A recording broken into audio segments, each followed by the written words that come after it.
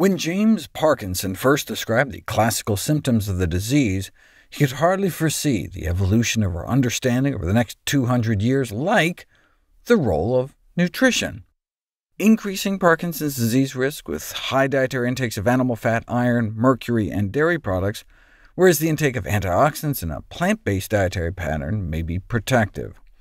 Plant-based diets are known to preserve body tissues from oxidative stress and inflammation, both hallmarks of chronic degenerative diseases like Parkinson's. On the contrary, animal-based foods, particularly rich in animal proteins and saturated fats, are correlated with the promotion of neurodegenerative diseases, in addition to some of the leading killers like cancer, heart disease, diabetes, etc. Not all plants are necessarily good, though. For example, the potential neurotoxicity of graviola, a fruit known as soursop.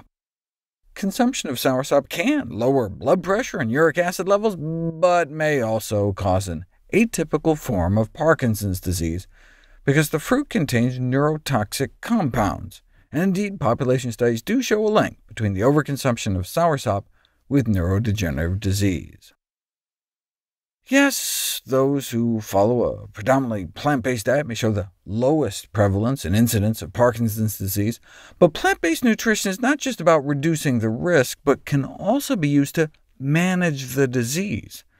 In my video, Treating Parkinson's Disease with Diet, I discussed this case report, in which a diet low in animal fat, and including both whole grains every day, as well as 1 to 2 cups of strawberries a day, seemed to be effective in reducing symptoms of Parkinson's disease. But there are like 20,000 edible plants out there, and only a limited number of them have been studied for anti-Parkinson's activity.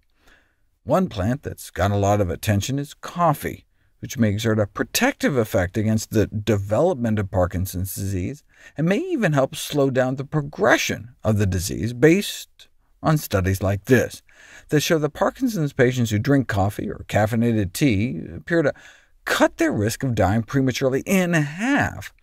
But correlation doesn't mean causation. You don't know if caffeine really works until you put it to the test.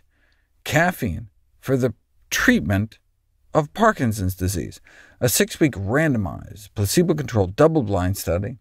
The caffeine group was started out at approximately a cup of coffee's worth of caffeine twice a day, once in the morning and once after lunch, and then increasing it to 2 cups worth twice a day, which would be like 4 cups of black tea twice a day, or 6 cups of green. And a significant improvement in Parkinson's symptoms within 3 weeks compared to placebo. A cheap, safe, simple treatment for Parkinson's, though an important limitation was the duration of the study.